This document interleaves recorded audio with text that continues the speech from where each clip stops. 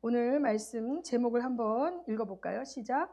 교회들을 공격하는 사단의 전략을 알자. 아멘. 우리 본문 말씀 계시록 1장 17절에서 20절 말씀 교독하시겠습니다. 제가 먼저 읽습니다. 내가 볼 때에 그의 발 앞에 엎드려져 죽은 자 같이 되매 그가 오른손을 내게 얹고 이르시되 두려워하지 말라. 나는 처음이요 마지막이니 곧 살아있는 자라. 내가 전에 죽었었노라. 볼지어다 이제 세세토록 살아있어 사망과 음부의 열쇠를 가졌노니 그러므로 내가 본 것과 지금 있는 일과 장차 될 일을 기록하라. 내가 본 것은 내 오른손에 7별의 비밀과 또 7 금촛대라. 7별은 7 교회의 사자요 7 촛대는 7 교회니라. 아멘.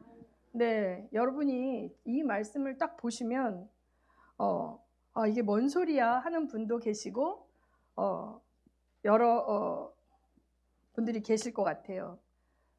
이 계시록 말씀입니다. 그러니까 이제 처음에 제가 계시록을 읽을 때는 진짜 18, 19살 때 읽었던 것 같은데 뭐 굉장한 벌벌 떨면서 읽었어요. 너무 무섭더라고요. 근데 이 계시록의 말씀을 가르치고 선포하는 거를 마귀가 굉장히 싫어한다고 그러더라고요. 제가 아는 어떤 브라질에서 오신 목사님이 처음에 교회를 세울 때 이 프리메이슨 쪽에서 엄청난 돈을 주고 건물을 사준다고 하면서 자기가 잘 아는 어떤 장로교 목사님이 교회를 크게 건축하고 목회를 하시는 걸 이분이 알고 있었어요. 원래 변호사였기 때문에 목사님들의 법률적인 걸 많이 도와줬었대요. 근데 이분이 이제 은혜를 받고 목회를 하게 되니까 그런 제안이 온 거예요. 그런데 이분이 굉장히 똑똑하니까 나한테 이유 없이 그 돈을 대주시지는 않을 건데 무슨 조건으로 나한테 교회 건물을 주어 주십니까? 원하시는 게 뭡니까? 그렇게 물어봤더니 네가 건물을 가지고 크게 목회를 하든 그런 거 우리가 다 서포트 해줄 테니까 계시록 설교하지 말고 성령에 대해서 가르치지 말라. 이 2가지 조건이었대요. 그래서 이분이 그걸 거절하고 이제 됐대는데 이 사실 계시록이 한국의 이단들이 너무 이것을 잘못 적용하고 풀었기 때문에 한국 일반 교회에서도 계시록을 사실은 터치하지 않습니다. 목사님들이 괜히 계시록 잘못 가르쳤다가 오해받을 수 있으니까. 그래서 제가 이제 계시록을 저도 이제 열심히 공부했죠. 대학교 때 열심히 공부했는데 그때 배웠던 종말론이 어떤 부분이 이제 조금 거의 이제 종말론이 굉장히 이 신학적으로 다양한 시각이 있는데 이단들이 이제 그것이 자기네 공동체에 적용을 하면서 아전인수격으로 해석을 하는 성향이 되게 많거든요. 그런데 이제 여러 견해가 있어요. 근데 이 견해가 틀리다 그래서 2단, 3단이 되는 것은 아닌 이 기독교 정통 교단 안에서도 뭐 전천년설, 후천년설, 무천년설 이렇게 다양하고 전천년설로 볼 때는 성도들이 대환란을 뭐 통과하느냐, 환란 전에 휴거가 되느냐 이게 다 달라지거든요.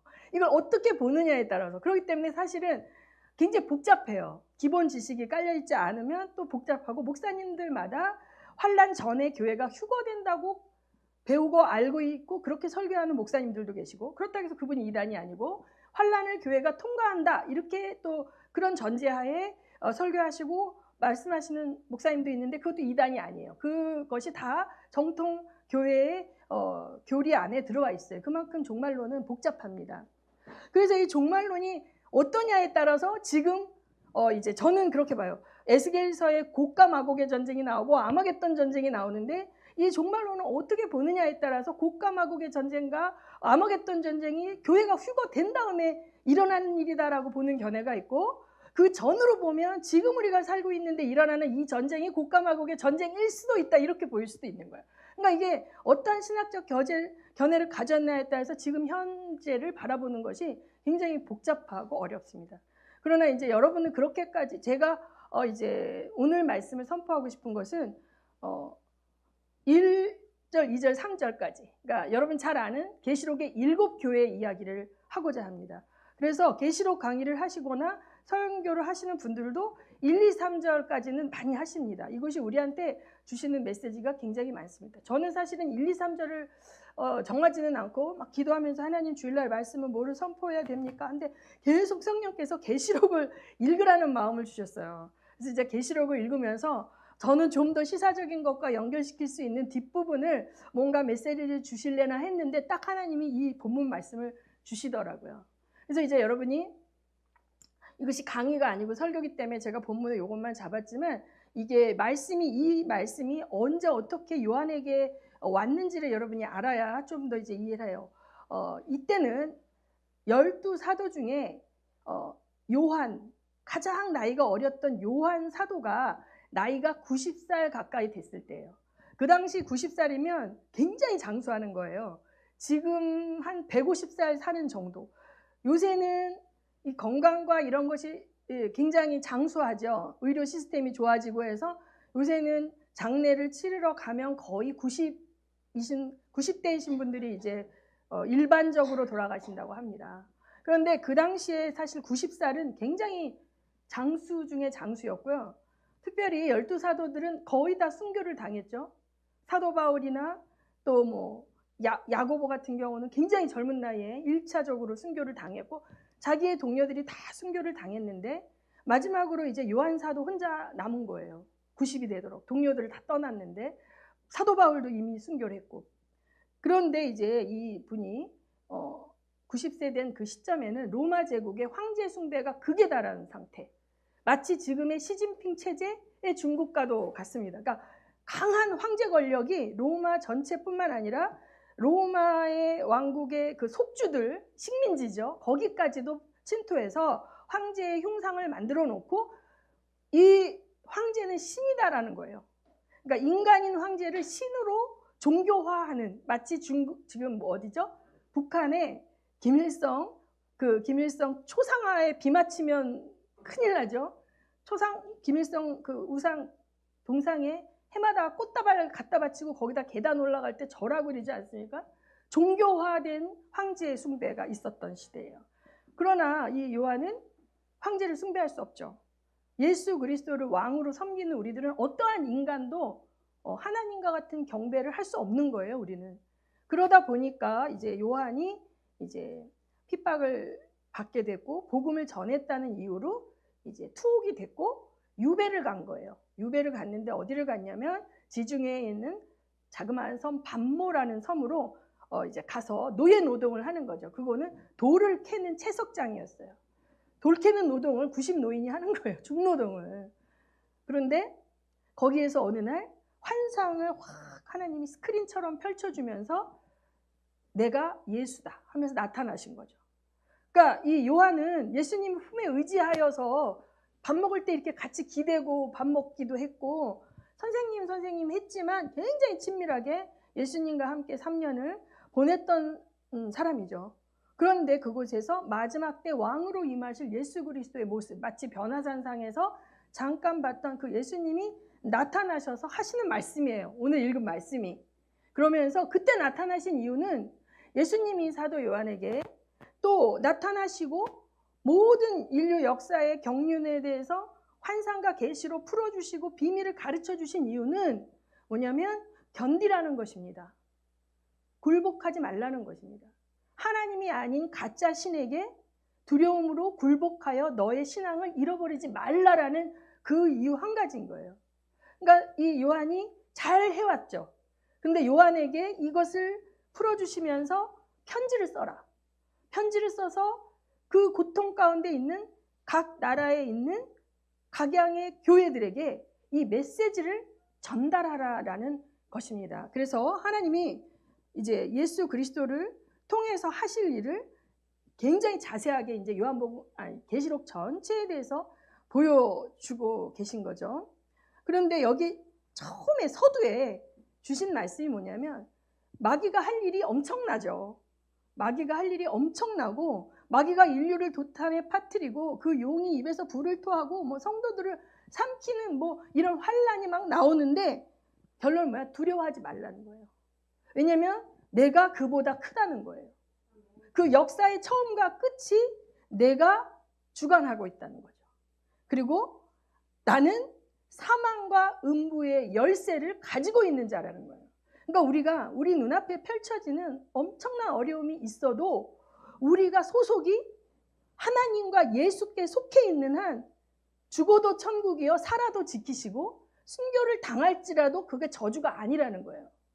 그래서 이거를 붙들고 이 사실을 마지막 때의 교회들에게 전달할 사명이 있었기 때문에 이 황제 숭배가 종교화되는 도미티아누스 황제 때까지 이 사도 요한은 죽지 말고 살아 있어야 되는 거야. 계시록을 써야 되는 사명이 있기 때문에 그 왕의 그 포악한 황제의 시대 통치를 경험해야 되는 거죠. 어떤 통치자가 나라를 다스리냐에 따라서 무고한 백성들이 전쟁터에 끌려나가 죽기도 하고, 지금 러시아 젊은이들은 무슨 죄가 있습니까? 그렇죠? 푸틴이 일으킨, 위정자들이 일으킨 전쟁에 끌려나가서 죽어가는데 그 사람들이 전쟁 일으킨 게 아닌데 죽어나가는 건 그들이죠. 그런데 우리가 이제 우리 일개 개인도 중요하지만 한 교회들의 모습과 그 교회들의 모습에 따라 사단의 전략이 달라지는 걸 알아야 돼요. 우리도 마찬가지입니다. 한 개인의 캐릭터가 다 달라요. 우리가 애니어그램도 해봤고 여러 가지 내가 어떤 기질이냐 이런 것도 분석을 해봤지만 사단은 굉장히 지혜롭기 때문에 먹힐 무기를 쓰는 거죠. 그러니까 교회별로 이 사단이 쓰는 무기가 다른 거예요. 그래서 오늘 이제 제가 말씀 전하는 거는 계시록의 7교회가 실제로 존재했던 교회입니다. 그 당시에 소아시아 지방에 실제로 존재했던 교회들이에요. 요한이 살았을 때는 그 교회들이 실제로 있었고 그 교회들에게 실제로 편지를 보냈죠.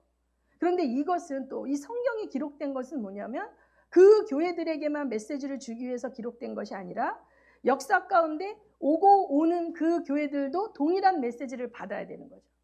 그러면 여기에 이제 에베소 교회, 서머나 교회, 두아디라 교회, 빌라델피아 여러 교회가 나오는데 에베소 교회 같은 교회가 있고 두아디라 교회 같은 교회가 있고 빌립보 교회 같은 교회가 있고 서머나 교회 같은 교회가 있는 거예요. 그런데 제가 오늘 여러분들 가운데 알려드리고 싶은 것은 교회들의 상태에 따라서 사단이 공격의 방법이 다르다는 거예요.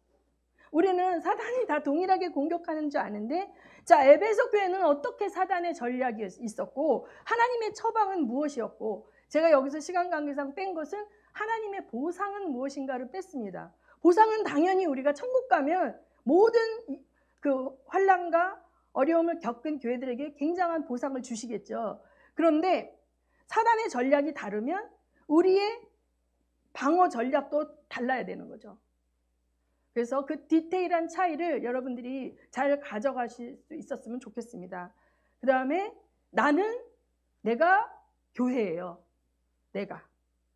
내 자신과 같은 예수 그리스도를 구주로 고백하는 한 사람 한 사람의 모임이 교회입니다. 건물이 교회가 아니기 때문에. 그러면 나는 이 7교회 중에 어떤 교회의 모습에 속할까를 여러분이 진단하시기 바랍니다.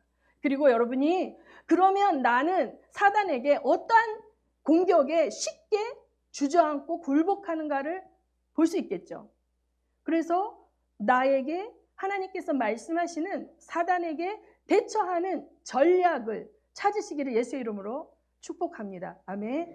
그래서 이제 이 시간은 예를 들어서 말씀을 강의하고 말씀만 얘기하는 시간은 수학의 공식을 배우는 시간이야. 근의 공식, 인수분해 공식, 곱하기, 나누기도 배운다면 그 공식이 들어가야만 풀 수 있는 응용 문제 있죠. 문제풀이. 그러니까 지금 여러분이 이 말씀을 들으면서 문제풀이를 하셔야 돼. 응용시켜야 돼. 나한테 적용시켜서 어떤 사람은 한 가지 모습만 있지 않을 수 있어요. 에베소 교회의 모습이 있을 수 있고 두아디라 교회의 모습이 있을 수 있고 필라델피아 교회의 모습도 있을 수 있어요. 그러면서 그것들을 잘 진단하시고 우리 서진교회는 또 어떤가? 대한민국의 교회들은 어떤 모습인가? 중국의 교회는 어떤 모습인가? 라오스의 교회는 어떤 모습인가? 인도의 교회는 어떤 모습인가?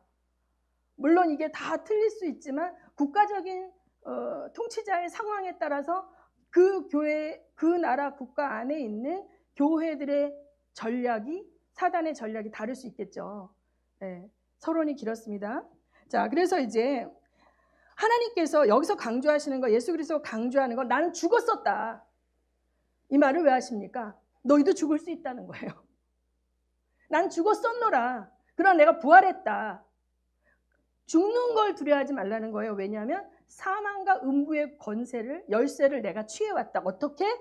내가 죽음 가운데로 들어감으로써, 내가 지옥으로 떨어짐으로써 내가 거기서 승리를 하고 그 사망 권세의 그들을 다 권세를 탈취해서 내가 왔다는 거예요. 그러므로 교회들이 핍박과 순교를 겪고 내 앞에 어려움이 오는 거를 두려워할 필요가 없는 거예요. 우리가 하나님의 통치를 받는 한 죽어도 산 것입니다. 죽어도 승리한 것입니다. 아멘. 네.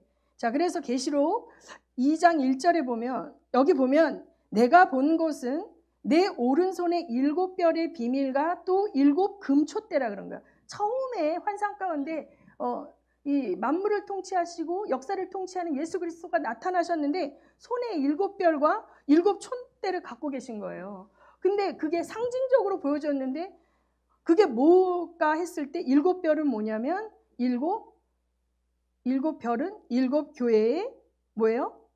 계시록 2장 1절 봅니다. 여기 빠져 있네요. 여기 나왔습니다. 계시록 1장 20절에 7별의 비밀과 또 7 금촛대라. 7별은 뭐래요? 7 교회의 사자요. 이렇게 나와 있죠. 사자. 라이온이 아닙니다. 호랑이 사자하는 그 사자가 아닙니다. 이게 한자가 없어요. 7 촛대는 7 교회래요. 자, 7 교회의 사자는 영어로 보면 엔젤이에요. 엔젤이 뭐예요? 천사죠. 천사. 근데 이게 이 엔젤이라는 말의 어원은 앙겔로스라는 헬라어에서 왔는데, 헬라어의 앙겔로스라는 단어는 3가지 뜻으로 쓰여요. 진짜 천사, 우리가 생각하는 날개 달린 우리 수호천사, 교회를 지키는 천사, 그 천사를 말하기도 하고, 두 번째는 뭐냐면 단에 서서 교회를 이끌어가는 사역자를 앙겔로스라고 했던 거예요.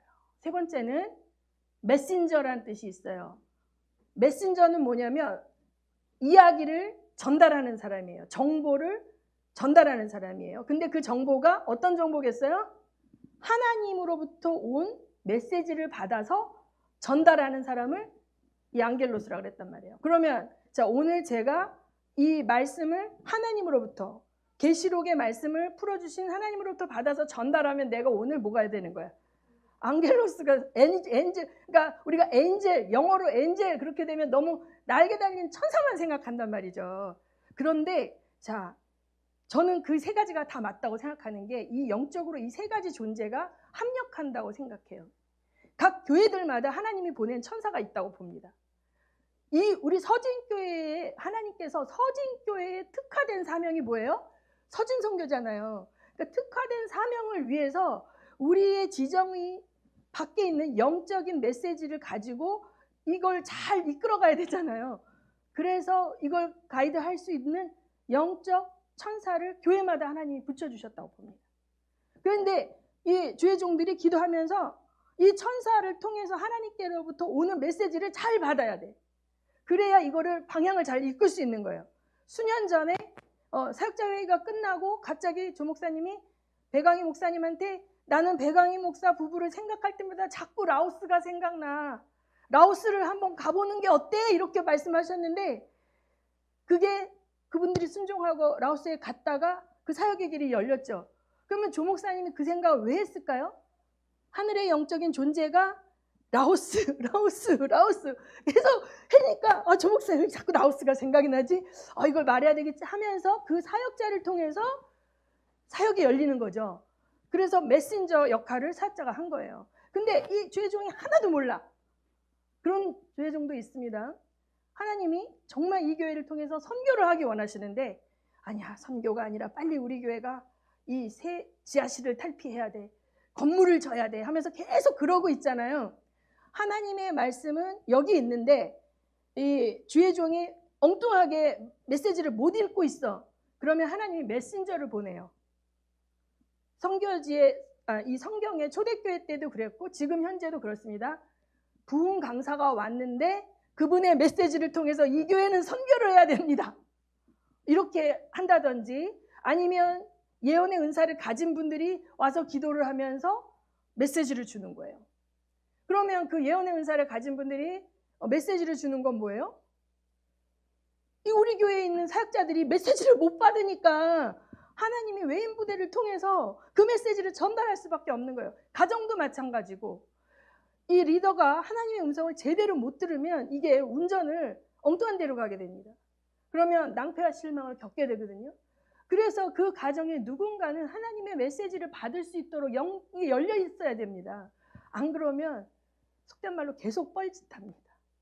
열매 없는 일에 계속 헛짓을 하면서 시간과 세월을 낭비합니다.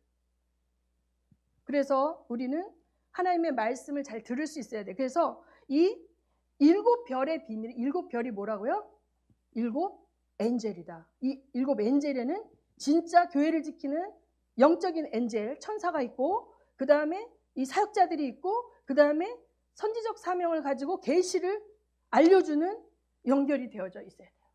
감사하게도 우리는 또 그렇게 우리 교회를 위해서 기도하고 하나님의 그걸 받는 이렇게 은사가 강한 분들하고 또 연결이 되어 있고, 그분들이 또 한국에 오시면 우리 교회를 위해서 또 같이 하고 성도들을 도와주기도 합니다. 그런데 이렇게 7 교회들에게 메시지가 간 거예요.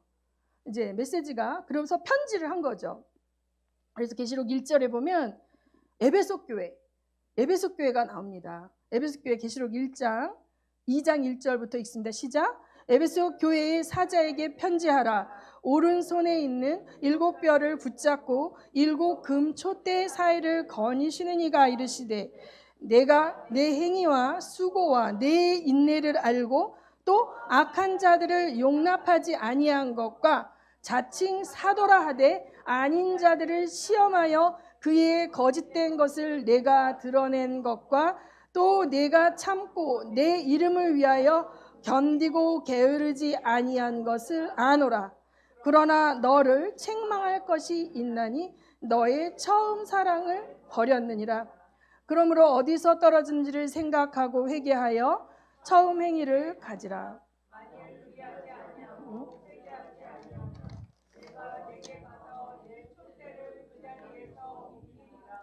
오직 내게 이것이 있으니 내가 니골라당의 행위를 미워하는도다. 나도 이것을 미워하노라. 귀 있는 자는 성령이 그들에게 하시는 말씀을 들을지어다. 이기는 그에게는 내가 하나님의 낙원에 있는 생명나무의 열매를 주어 먹게 하리라. 아멘. 그래서 이 요한 사도가 아마 하나님의 천사들을 통해서 에베소 교회에 하나님이 주시는 메시지를 받았고, 그것을 이제 메신저를 통해서 편지를 써서 에베소 교회에 전달이 된 건데, 이 에베소 교회는 열심히 일하는 교회예요. 능력이 또 자원이 뭐 크게 많은 교회가 아님에도 불구하고 열심히 일하고 수고하는 교회였다는 거예요. 그래서 칭찬을 받죠. 내 행위와 수고와 인내를 알아요. 그 다음에 이 교회가 영분별이 뛰어나. 그래서 가짜로 섞여 있는 자들 아닌 거 알아봐요. 여기 보면 자칭 사도라 하되 아닌 자들을 시험하여 이거 아니네 아는 거예요. 왜 그래요? 진리의 말씀이 탄탄하게 서 있었기 때문에 능력도 있고 막 난 사도야 하고 나타났는데 성경에 없는 얘기를 하네. 뭔가 능력도 나타나는데 이거 예수님의 말씀과 위배가 되네. 뭐 이상해. 약간 이렇게 안테나가 서서 이렇게 계속 해보다가 아니라는 걸 알아요. 따라가지 않아요. 거짓 사도들에게 따라가지 않아요. 그 당시에 굉장히 큰 이단이었던 니골라당이라고 있습니다. 이따가 설명할 건데, 그 니골라당에 너무 니골라당이 인기가 있는 거예요. 이단인데 뭐 너도 나도 니골라당 따라가는데, 이 교회는 니골라당이 이단이라는 걸 알고 성령과 성경의 말씀에 위배된다는 알고 니골라당이 하는 거에 대해서 부러워하지 않아요. 니골라당을 따랐더니 막 교회가 부흥이 되고 막 엄청나게 많은 사람들이 오고 막 부흥이 돼서 헌금도 많이 나오고 이러는데 그런 거 부러워하지 않는다는 거예요. 오히려 이렇게 거짓 진리와 뒤섞여서 교회가 커지는 거에 대해서 화를 내는 거예요. 왜? 복음의 순수성이 잃어버리니까. 그러면서 본인들은 돈도 없고 인기가 없겠죠. 그렇게 딱딱한 말씀을 먹기 좋아하는 성도들이 있으니까 전에 한번 어떤 선교사님 사모님 와서 예배드리고 매번 주일 설교를 그렇게 하는데도 성도들이 이렇게 모이나요? 저 충격 받았죠. 자, 인기 없습니다. 예수 믿으면 복 받는다. 막 이렇게 얘기하고 막 기복적인 거 막 기도해주면 내가 기도받으면 뭐 다 돌파되고 사업도 잘 되고 뭐도 잘 되고 막 이렇게 얘기하면 옵니다. 그런데 똑바로 살아라. 왼뺨을 때리면 오른뺨을 대라 이러면 나 못할 것 같으면 그 말 듣기 싫어서 떠나죠. 자, 이렇게 니골라당의 행위를 막 미워하니까 이 교회가 인기가 없어요. 그러니까 점점점 그 능력과 이 자원이 이제 부족하니까 일하는 게 쉬울까 어려울까요? 어렵죠. 그러니까 어려우니까 일을 하면서도 이게 너무 힘들다 보니까 에베소 교회의 문제는 뭐냐면 탈진이 온 거예요. 탈진과 좌절이 온 거예요. 백날 이렇게 해봤자 저 교회는 저렇게 부흥이 되는데 나는 하나님 말씀 뜻대로 하는데 우리 교회는 성도들이 자꾸 떠나. 이러면서 마음에 실망이 오고 이렇게 하는 게 뭐 이렇게 해봤자 뭐하지? 이런 첫사랑을 잃어버린 거예요. 아니 내가 그렇게 교회 봉사도 많이 하고 아무리 힘들어도 내가 철야도 하고 내가 11조도 절대로 떼어먹지 않았는데 왜 이렇게 자꾸 빚이 늘어나는 거야? 왜 이렇게 쓸 때는 자꾸 많아지고 전대 빵꾸 나는 거야 하면서 자꾸 회의를 느끼는 거죠. 그래서 하나님에 대한 열정과 사랑을 잃어버리고 의무로 하는 거예요. 의무로. 안 하면 왠지 자기 의가 굉장히 강하잖아. 말씀을 아주 잘 지켰기 때문에 나는 저런 교회들과 같이 다릅니다. 바리새인과 같이. 나는 세리와 창기와 같지 아니하고 주의 말씀을 지켜 일주일에 몇 번씩 금식하고 11조도 띄어먹지 않았나이다. 이게 프라이드가 있거든요. 근데 기쁨이 없어. 기쁨이 없어. 성령의 역동이 없어. 근근히 가는 교회. 이런 교회가 혹시 우리 교회는 아니겠죠? 혹시 여러분은 이런 상태가 아닙니까? 솔직히 저도 이런 상태가 옵니다. 안 온다고 여러분에게 거짓말하지 않겠어요. 내가 목사 안 하고 나가서 교사 자격증 있는데 어떻게 뭐래도 하면 지금보다는 더 덜 쫄들리고 살 수 있지 않을까? 뭐 손주들한테 또 좀 팍 폼재면서 뭐 선물도 좀 하고 이럴 수 있지 않을까? 그런 생각이 들 수 있죠. 근데 너 그러면 바꿀래? 하나님 물어보시면 전 못 바꾸겠어요. 그러니까 여기서 이게 더 심해지면 촛대를 옮기시게 되면 물질을 택하는 거죠. 사명을 버리는 거죠. 그럼 하나님이 어떻게? 하나님의 사명보다 이 세상 것이 더 중요한 사람한테 하나님이 계속 사명을 맡길 수가 없기 때문에 그 사명은 딴 사람에게, 딴 교회에게 가는 거예요. 그렇죠? 그러면 촛대가 옮겨질 수 있다는 거죠. 이것은 비단 뭐 목사님만 얘기하는 게 아니라 예를 들어서 물질 사역자, 청직이야. 근데 내가 하나님께서 나에게 어떤 사람에게 네가 물질을 벌면 11조만 하는 것이 아니라 너는 10의 3조를 해야 된다. 10의 1조는 교회에다 하고 10의 1조는 선교지에다 하고 10의 1조는 구제해라. 그래서 10의 3조를 해라. 이렇게 말씀하셨는데 이분이 처음에 순종을 했어. 그런데 돈을 너무 많이 버니까 너무 그 액수가 커지니까 너무 아까운 거야. 그래서 적당히 포기하면 이제 하나님이 그에게 그 사명을 줄 수가 없는 거죠. 순종하지 않으니까. 그에게 물질을 준 이유는 그 통로가 되고 청지기 사명을 감당하기 위해서 그 물질을 부어줬는데 그가 그 사명을 안 하면 촛대가 딴 사람에게 옮겨가. 그러면 그 물질이 막히는 거예요. 영적인 원리는 이렇습니다. 그래서 이들에게 처방이 뭐냐면 처방은 뭐예요? 회개하라는 거예요. 내가 어디서 떨어졌는지를 찾아보라는 거예요. 내가 어떤 시점부터 하나님에 대한 사랑이 없어지고 뭔가 마음이 식어지고 내가 이거 이렇게 사는 거 맞아?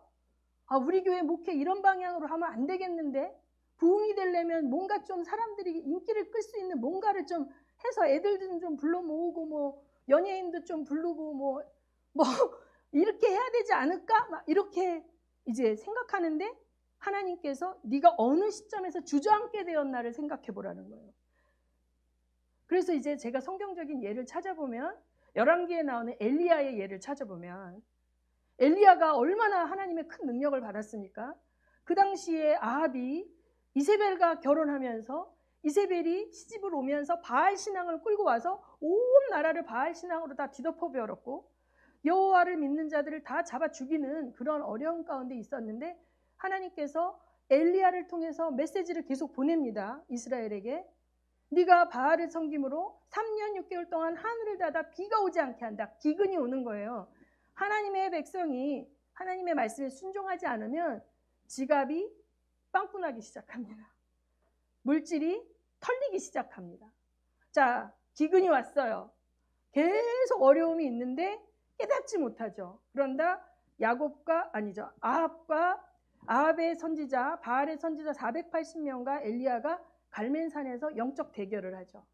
거기다 재물을 쌓아놓고 너희 바알 선지자는 너희가 섬기는 신을 이름을 불러라. 나는 여호와께 기도하리라 했는데 그 바알 선지자들이 막 자기 몸을 자해하면서 별짓을 다 해도 아무 일도 일어나지 않아요. 자기 혼자 있을 땐 일어나요. 그런데 여호와의 종이 있으면 걔네가 무서워서 못 오는 거예요. 여러분이 그럴 리는 없겠지만 여러분이 무당 붙하는 데 가면 무당신이 안 내려옵니다. 예수 믿는 사람 있으면. 그래서 여기 예수 믿는 사람 있어요? 손 들어봐요. 저 사람 보내. 그래서 쫓겨납니다. 그래야 무당신이 내려오는 거예요. 왜? 예수보다 큰 신이 없기 때문에 귀신들이 무서우는 거죠. 그래서 거기에 480명의 선지자들이 아무리 바알의 이름을 불러도 신이 내려올 수 없는 거예요. 그런데 엘리야가 기도하니까 하늘에서 불이 내려와서 어떻게 해요?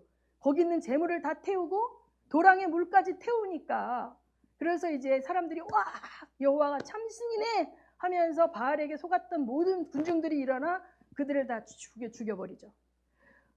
엘리야의 기대는 뭐냐면 이 엄청난 영적 전쟁의 승리를 거둔 후에 이제 아합이 회개하리라. 이제 아합이 회개하고 바알을 버리고 여호와께 돌아서리라 라고 기대했겠죠. 근데 웬걸? 그게 아니죠. 이세벨이 아합에게 그가 480명 자기가 먹이고 후원해서 길러놓은 엄청난 바알의 사제들을 다 죽였단 말이야. 내가 이 사람을 살려두지 않겠다라고 하면서 막 길길이 날뛰니까 아합이 무서워서 가만히 있었고 이세벨이 엘리야를 찾아서 죽이라고 군대를 파송합니다. 그러니까 이 실망 하나님 이게 어떻게 된 일이에요? 자기가 원하는 결과가 오지 않았어요. 사단의 역공이 왔어요. 그러니까 이제 더 싸울 힘을 잃어버리고 40일 40야를 식음을 전폐하고 도망가가지고 호렙산 동굴에 숨어서 제발 죽여달라. 제발 죽여달라. 이러고 기대하고 있었어요. 강한 우울증이 온 거예요. 강한 침체가 온 거예요. 나 이제 더 이상 살기 원하지 않습니다. 그래서 하나님 다 죽였습니다. 저 여자가 하나님 믿는 모든 자들을 다 죽이고 나만 홀로 살아남았다. 그러면서 막 울며 불며 하나님한테 기도하는데 주님이 가만히 계신 거죠. 이 불이 내려오는 엄청난 능력으로 역사해 주셔야 되는데 아무 일도 일어나지 않는 거예요. 그 40일을 채웠을 때 하나님이 세미한 음성으로 엘리야를 찾아오시지 않습니까? 자, 그래서 여러분들 가운데 영적 침체가 오래된 분들, 우리 교회 가운데 혹시 그런 분이 계시거나 대한민국 안에, 세계 교회 안에 이렇게 영적 침체가 오래된 원인은 내가 기대했던 응답이 안 오고 계속 하나님이 이거 끝나면 괜찮을 줄 알았는데 또 적의 공격이 계속 올 때 뭐야 하나님 나 사랑하시는 거 맞아? 이렇게 하면서 주저앉을 수 있는 거예요. 그런데 하나님께서 네가 어디서 떨어졌는지 찾아내라는 거예요. 하나님의 뜻과 우리 뜻이 다를 수 있고요. 우리는 그냥 사명을 순종하면 돼요. 그 다음에 결과는 내가 한 것만 갖고 결과가 나오는 게 아닙니다. 상대 쪽에서 어떻게 반응하냐에 따라서 결과가 달라지죠. 내가 우리 변집사님에게 복음을 전해라는 성령의 음성을 듣고 가서 복음을 전했는데 이가 복음을 듣고 순종하면 구원의 역사가 일어나는 건데 이 사람이 날 핍박할 수도 있는 거예요. 복음을 거절할 수도 있는 거예요. 그럼 나는 복음을 전했으면 하나님께서 나를 순종한 그것으로 나를 상급을 주시는 거예요. 저 사람을 왜 결신시키지 못했냐? 왜 교회를 데리고 오지 못했냐? 그건 내 책임이 아니라니까요. 나는 순종하면 되고 그 사람도 순종해야 일어나는 역사가 그가 순종하지 않아서 안 일어나는 것에 대해서 내가 우울해질 수 있거든요. 사역자들이 참 많이 그렇게 됩니다. 열심히 도왔는데 마지막에 어떤 가정이 결국은 믿음을 택하지 않고 세상을 택할 때 마음이 굉장히 아프죠. 그리고 교회에서 떨어져 나가거나 잘못된 선택을 할 때 너무 마음이 아플 수 있어요. 그러나 이것이 길게 되어지고 하나님에 대한 신뢰를 잃어버리고 하나님에 대한 열정을 잃어버린 대로 나아가지 않도록 우리가 관리해야 된다는 것입니다. 아멘. 네. 또 그 다음에 이제 에베소 교회에 넘어갔습니다.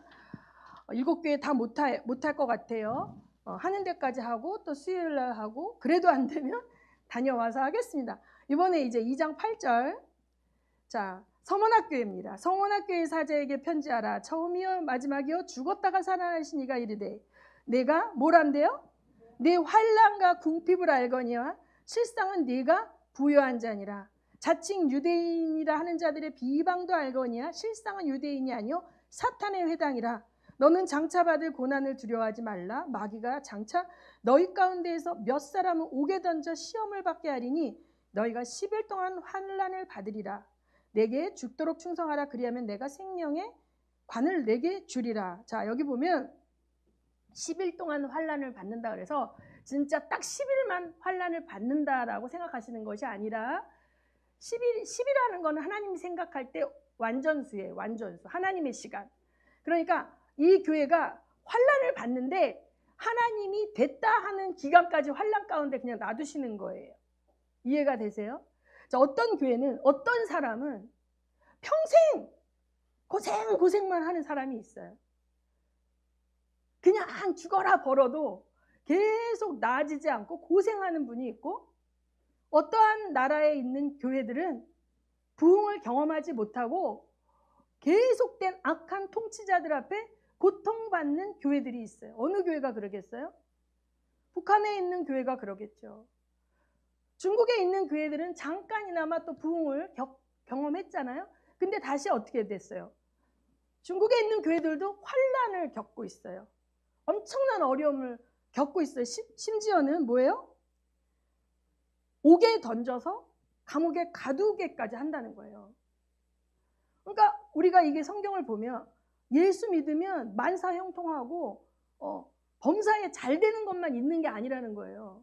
어떤 교회들은 어떤 나라에 있는 교회들은 어떤 인생은 환난과 고난의 연속인 인생이 있다는 거예요.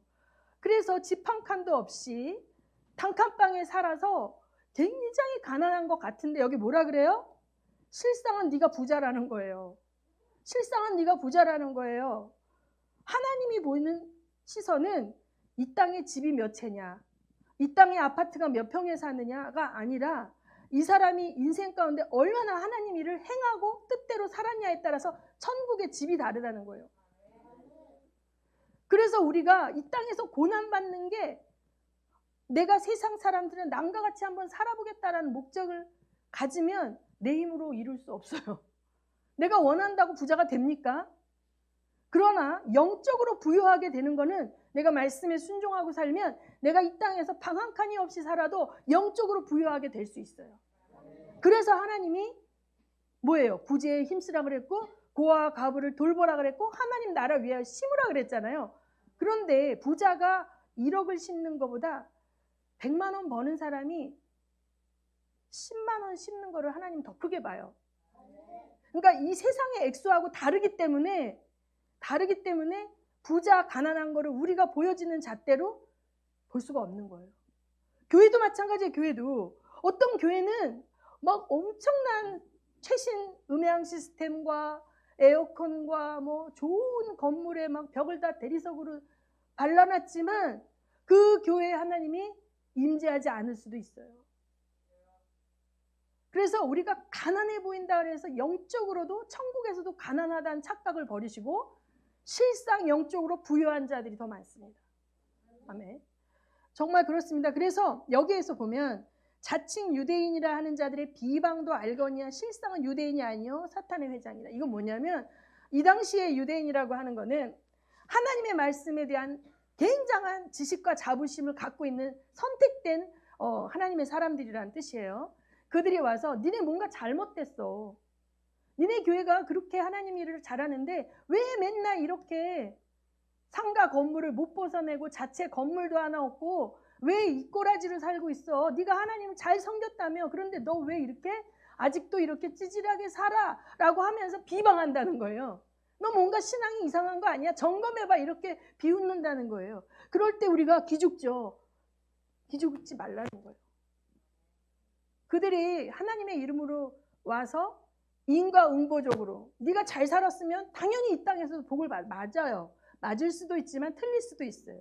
하나님은 환난과 고난을 견디는 교회의 롤모델도 필요합니다. 환난과 고난을 견디는 인생의 롤모델도 필요합니다. 실제적으로 제가 얘기했죠. 우리 기도팀의 어떤 분 평생 고생입니다. 결혼하는 그 순간부터 중독자 남편을 만나서 정말 의처증 남편을 만나서 별별 고난을 다 겪고 불신앙을 가진 자녀들 앞에 복음을 전하면 오히려 자녀들이 막 부모 엄마를 막 이상한 식으로 예수 믿는다고 핍박하고 엄청 고난을 당하는데 그분을 위해 기도했을 때 천국에 그를 위해 마련된 금으로 벽을 둘러친 맨션을 제가 봤다니까요. 그분은 처음에 왜 나는 이렇게 기도해도 하나님이 나한테 응답을 안 주고 나는 왜 이렇게 맨날 인생이 고달픈지 하나님 나 안 사랑하나 봐 라고 했는데 이제는 하나님이 그에게 그 자리에서 사명자로 세우셨어요. 하나님이 그에게 보내는 사람들은 전부 중독자, 막 자살 기도자, 동성애자 이런 사람 그가 돕는 거예요. 북한에 있는 교회의 성도들이 왜 우리는 미국에 있는 교회들처럼 이렇게 편리한 시설에서 예배 못 드립니까? 라고 불평하지 않는 거죠. 북한에 있는 교회가 환난과 인내와 수고를 견뎠을 때 하나님이 예비한 상급이 있는 거예요. 그 교회가 부흥이 안 되는 것이 아니고 그 교회가 미련하기 때문에 그 상황이 있는 게 아니라는 것입니다. 그래서 우리의 인생이 어떻게 하다 보니 주변에 있는 상황과 얽혀 있죠.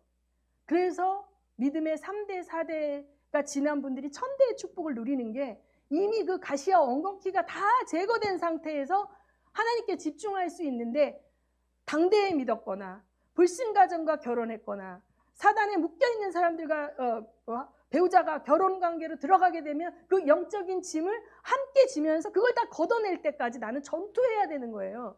그러니까 전쟁을 해야 되는 거예요. 영적 전쟁을. 영적 전쟁을 하는데 어떻게 우리가 평안한 삶을 누릴 수 있습니까? 그러니까 여러분이 영적 전쟁이 없는 삶에 대해서 부러워할 수 있지만 내가 이렇게 영적 전쟁 가운데 있는 거에 대해서 거기서 내 사명을 찾으셔야 돼.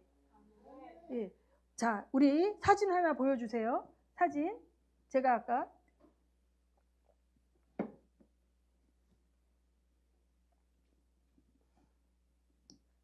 여기 보면 이제 순교자의 소리에서 보내준 건데 이걸 두 개를 한꺼번에 보냈네요. 한 개씩 보여야 되는데 저쪽에 있는 할머니 2명은 어느 나라에 사냐면 우리 배강희 선교사님 가 있는 라오스에 사는 할머니들이에요.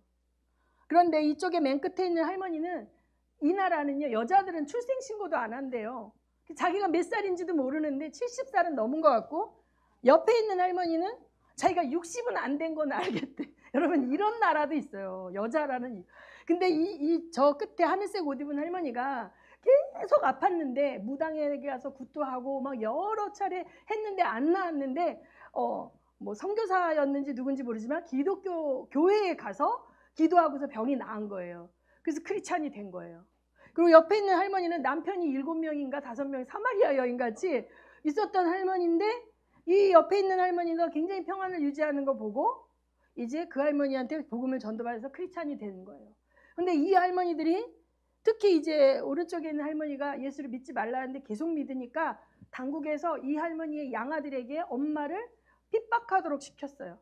그래서 이 할머니를 양아들이 막 발로 밟고 때리고 막 이렇게 해서 그 집에서 같이 살 수가 없어서 쫓겨나서 이제 이 할머니 2명이 믿음을 지키면서 살고 있는데 또다시 상황이 와도 자기들은 이 믿음을 포기하지 않겠다고 그럽니다.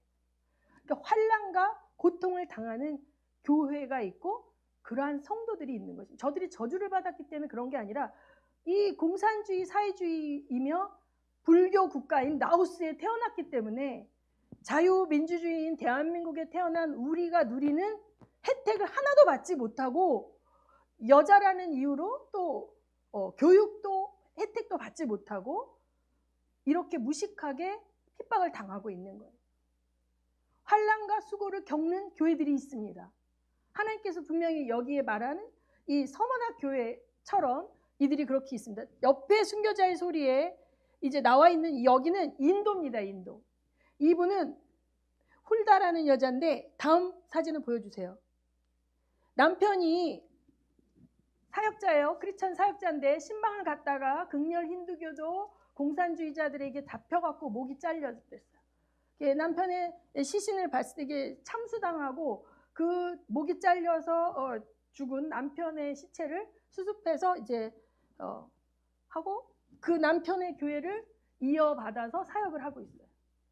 지금 이 시대의 일입니다, 여러분. 지금 현재 우리가 살고 있는 이 시대에 대한민국 이렇게 모여서 찬양하고 예배하지만 어떤 나라들에서는 이 서머나 교회 같은 일들이 일어나는 거예요. 제가 이 서머나 교회에 갔었거든요. 이제 소아시아에 이제 터키 이제 우리 신대원 때 갔을 때 이 서머나 교회에는 이제 그 폴리갑이라는 이제 사역자가 있었어요. 그 당시는 감독이라 그러죠. 담임 목사님이에요. 서머나 교회 담임 목사님이 죽었어요. 순교당했어요. 이 서머나 교회는 그래서 순교하는 교회입니다. 하나님께서 어떤 교회는 순교의 제물로 선택하신 교회도 있는 거예요. 어떤 인생은 하나님이 살아서 하는 순교도 있지만 진짜 죽는 순교를 계획하신 인생도 있는 거예요. 하나님 저 사람은 장로 돼가지고 차도 놀리고 에코스 타고 다니고 집도 뭐 타워팰리스 사는데 왜 나는 이렇게 이야기하지 않죠? 이 사역자들이. 그러니까 하나님께서 이 역사를 주관하신 하나님께서 서문학교에 환난과 순교를 당하는 걸로 허락하시고 순교의 제물로 허락하신 교회와 인생들이 있다는 거예요. 그런데 여기서 보면 너무 감사한 게 옥에 던져 시험을 받게 하나 반드시 내가 그들에게 생명의 면류관을 줄 거니까 견디라는 거예요. 내가 그걸 면하게 해주겠다고 하시지 않고 견디라고 그러시는 거예요. 귀 있는 자는 성령의 교회들에게 하시는 말씀을 들을지어자. 그래서 우리가 이제 그 범브란트 목사님이 루마니아의 감옥에 있을 때 엄청나게 이제 누가 너를 이렇게 했나 동료들의 이름을 불어라 그랬을 때 그거를 이제 명단을 주지 않으므로 계속 핍박을 받았을 때 이 감옥에 있는 옆방에 있는 사람들하고 이게 사슬로 탁탁 치면서 찬양을 했대요. 그걸 반주 삼아서. 그랬을 때 하늘의 기쁨이 막 내려오면서 그 감옥에서 빌립보 감옥에서 바울과 그 실라가 했던 그 거룩한 기쁨이 그 불가리아 감옥에 임하는 것입니다. 중국에 제가 초창기에 모퉁이 돌의 간증을 많이 들어보면 중국의 그 지하학교에 가정교회의 그 그 사역자들이 문화 대혁명 기간 동안에 끌려가서 고문을 받고 고통을 당할 때 말로 할 수 없는 하나님의 위로와 성령의 은혜를 경험한 경험들을 간증해요. 그러니까 이 환난과 수고 가운데 있는 교회들이 불쌍한 게 아니라 그들은 그 속에서 풍요 가운데 먹고 마시는 교회들이 누리지 못하는 깊은 하나님의 위로와 사랑을 경험한다는 것입니다. 사람의 잣대로 볼 수가 없어요. 그 다음에 이제 버가모 교회입니다. 계시록 2장 12절부터 한번 읽습니다. 시작. 버가모 교회 여러분 읽습니다. 못 찾았어요? 본문입니다. 계시록 2장 12절에서 17절. 좀 도와주세요. 누가 가서.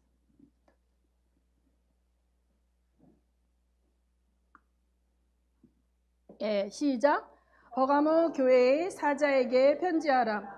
좌우에 널선 검을 가지신 이가 이르시되 내가 어디에 사는지 내가 아노니 거기는 사단의 권자가 있는 데라. 내가 내 이름을 굳게 잡아서 충성된 증인 안디바가 너희 가운데 곧 사단이 사는 곳에 죽임을 당할 때에도 나는 믿는 믿음을 저버리지 아니하였도다. 그러나 내게 두어 가지 책망할 것이 있나니 거기 내게 발람의 교훈을 지키는 자들이 있도다.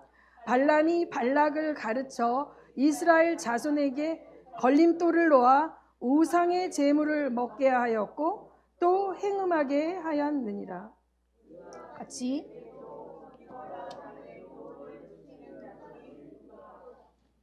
자, 귀 있는 자는 성령이 교회들에게 하시는 말씀을 들을지어다, 이렇게 했어요. 이 버가목 교회는요, 믿음이 굉장히 하나님을 사모하고 영적인 걸 되게 사모해요. 그래서 이 사람이, 자기 교회에 어떤 사람이 순교를 당하는 일이 있어도 배교하지 않는 거예요. 그러면 사단은 이 교회에 어떠한 전략을 주냐면 미혹시키는 것입니다. 영적으로 미혹시키는 거예요. 이 발람이라는 선지자는 민수기에 나오는 사람인데 하나님의 선지자였다고 보기보다는 그 당시에 있는 여러 이제 이방 나라에 이제 접신하는 일종의 무당이었다고 봐요. 근데 하나님께서 발락이라는 모압의 족속이 이스라엘을 멸망시키려고, 이게 영험한 무당인 거야. 그러니까 이 사람을 불러다 이스라엘을 저주하게 하면 자기네가 전쟁에서 이길 거라고 생각하고 사람을 보내서 돈을 많이 줄 테니 나를 따라와서 이스라엘과 전쟁 중에 있는데 이스라엘 저주하는 제사를 지내라, 이렇게 얘기를 했어요. 그러니까 이 사람은 돈 준다면 가겠죠? 근데 영이 열린 사람이에요. 그러니까 하나님의 사자를 본 거야. 메신저, 엔젤, 천사를 본 거야. 너 가지 마. 이스라엘은 내가 축복하는 나라인데 네가 가서 저주하면 네가 해를 입는다. 가지 마라. 이렇게 딱 천사를 영안 열어서 보여줬는데 이 사람이 못 간다 하니까 돈을 더 주는 거야. 자꾸 개런티가 올라가. 그러니까 생각해보니까 너무 아까운 거야. 돈 벌 수 있는 기회를 놓치는 거야. 그래서 또 가는데 나귀를 타고 가는데 나귀가 어떻게 해봐요? 거기 천사가 칼 들고 있는 거 보고 나귀가 안 가려고 막 벽에다 막 붙으니까 어떻게, 자기 발이 막 벽에 끄슬려 갖고 막 까지니까 막 화가 나서 나귀 목을 칠라 그랬더니 나귀가 나귀 입을 열어서 하나님이 말하게 하시죠. 그래서 이 사람이 그런 일이 있었음에도 불구하고 결국은 갔어요. 결국 가서 제사상 엄청 크게 동서남북에 차려놨는데 거기 올라가서 이스라엘을 저주하라고 이렇게 할 때 이 사람이 거기 가서 이스라엘 저주하려 했는데 하나님이 혀를 바꿔가지고 축복을 선포하게 하시는 거예요. 영적으로 강권적으로 하나님이 이 무당을 이스라엘 축복하는 도구로 쓰니까, 그러니까 얼마나 열이 받겠어요. 그 불러온 발락은 네가 어떡하여 저주하라고 불러왔더니 자꾸 축복을 하냐. 그러니까 하나님께서 나에게 강권하시노 내가 어쩔 수가 없었다. 그리고 돌아가면서 팁을 하나 주는 거예요. 자, 영적으로 기도할 때, 영적으로 사로잡힐 때는 하나님의 뜻에 맞는 말을 하는데 영적이지 않은 상황, 일상의 삶 속에서 세상적인 선지자들이 있어요. 세상적인 은사자들이 있어요. 이 사람이 딱 제정신이 돌아오고 여호와의 영이 물러가니까 너무 아깝죠. 그리고 자기가 그냥 돌아갔을 때 모압 왕이 쫓아와서 자기를 죽일 수도 있잖아. 그러니까 내가 하나 비밀을 가르쳐 줄게. 작전을 짜자. 니네가 여기 제사판을 벌리고 잔치를 벌여서 이스라엘 남자들을 오게 해서 이 여자들하고 같이 동침시켜라. 그 당시 제가 얘기했죠. 그 가나안 종교는 뭐예요? 제사를 지내는 것과 실제적으로 음행을 하는 게 같은 거예요. 그렇게 해서 그렇게 딱 이야기를 주고 돌아갔어요. 발람은. 그러니까 25절에 보면 민수기 25장 1절 2절을 보면, 자 읽습니다. 시작. 이스라엘이 시딤에 머물러 있더니 그 백성이 모압 여자들과 음행하기를 시작하니라. 그 여자들이 자기 신들에게 제사할 때에 이스라엘 백성을 청함에 백성이 먹고 그들의 신들에게 절함으로. 자 31장 16절에 보라 이들이 발람의 꾀를 따라 이스라엘 자손을 부올의 사건에서 여호와 앞에 범죄하게 하여 여호와의 회중 가운데 연병이 일어나게 하였느니라. 자 여기 보면 영적으로 대결이 안 되니까 어떻게 한 발 물러섰어. 사단이 한 발 물러서서 꼬시는 거죠. 음행하게 만든 거예요. 어떤 분이 막 40일 작전, 금요철야, 공예배 엄청 열심히 나와. 이 사람 보고 예배 나오지 말라 그러면 이 사람 무슨 소리야. 예수 믿는 사람이 예배를 어떻게 빼먹어. 하나님의 일에 열정이 있어. 근데 이 사람이 음란에 약하네. 그래갖고 찬양 사역자하고 동침하게 하면 끝나는 거예요. 그 교회는.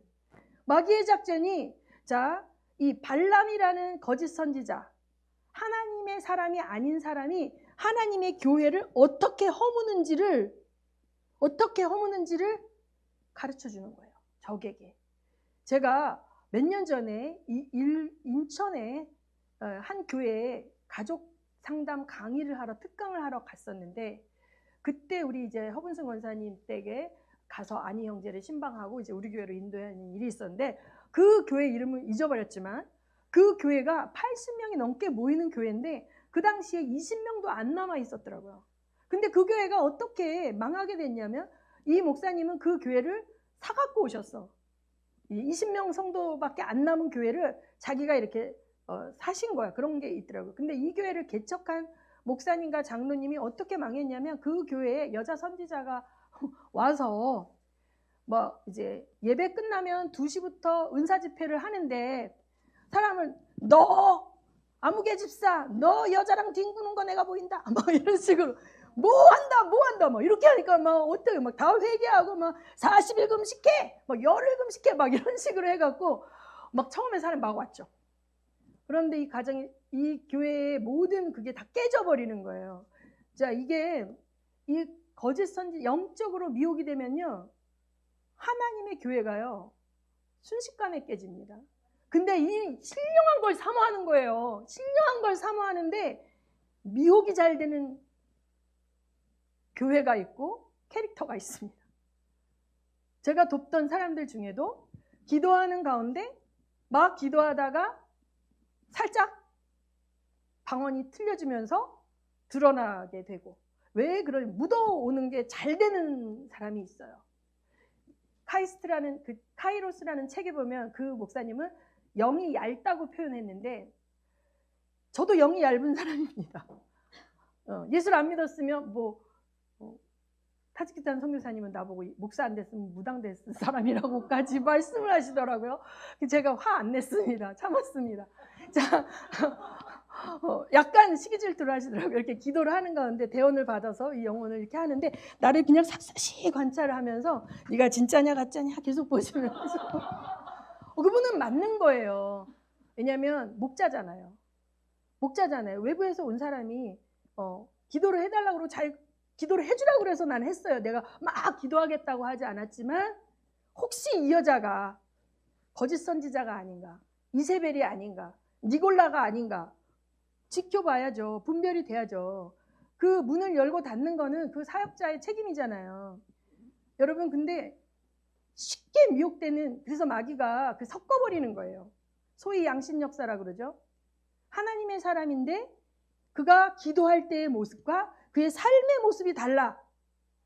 기도할 때는 굉장히 신령한데 실제 삶의 모습에서는 명품만을 원하고 성도들에게 봉투를 받고 기도해주고 막 이래.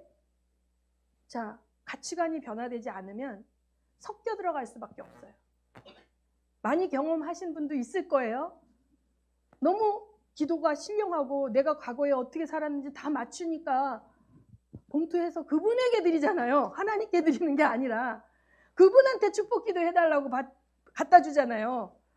그러면 그 사람이 돈의 맛을 보게 되고 계속 하나님의 뜻과 상관없이 환난과 수고를 겪어야 되는 인생에게 축복과 얘기하면 이제 섞여 들어가는 거죠. 이 교회가 그렇게 섞여버린 선지자들이 소위 와서 교회에 물을 흐려놓을 때 무방비 상태였다는 거예요. 아까 제가 얘기했잖아요. 에베소 교회는 거짓 사도들 너 아니야 잘 구별한다 그랬죠. 근데 거꾸로 이 교회는 호카당 넘어가는 거야. 이렇게 다릅니다. 그래서 이런 교회는 어떻게 해야 될까요? 진리의 말씀을 가르쳐야 되겠죠. 아무리 신령하게 내가 과거에 어떤 일까지 겪었는지 다 말한다 할지라도 그 입에서 성경적 가치관과 다른 가르침이 나와. 누군가를 조종하라고 그래. 성도와 사역자 사이를 이간시켜. 성도와 가정을 이간시켜. 이런 사람들은 하나님의 영이 아닙니다. 이런 잘못된 미혹된 영을 풀어버리면 이 교회같이 되는 것입니다. 그래서 오늘은 여기까지 하겠습니다. 하나님 아버지께 우리 기도할 때 자, 내 안에 영적 미혹에 쉽게 넘어가는 모습이 없는지, 혹은 내가 환난과 수고 가운데 하나님을 기대하는 믿음을 상실하지 않았는지, 첫사랑을 잃어버리지 않았는지 한번 돌아보시기 바랍니다. 그래서 이제 마지막 때에 우리가 하나님의 통치를 받되 정말 우리의 갈 길을 정확히 알고 우리의 인생에게 부어주신 하나님의 사명에 맞추어 순종한 여러분 되시기를 예수 이름으로 축원합니다. 기도하시겠습니다. 하나님 아버지 감사합니다. 저희들 오늘 마지막 때에 사단이 분내어 하나님의 백성들을 미혹하고 아버지 하나님 그들의 삶을 탈취하기 위하여 다가오는 이때에 사단의 전략을 아버지 하나님께서 주신 대로 아버지와 나누었습니다. 이것들을 잘 적용해서 승리하는 저희가 되게 하여 주시옵소서. 예수님 이름으로 기도합니다.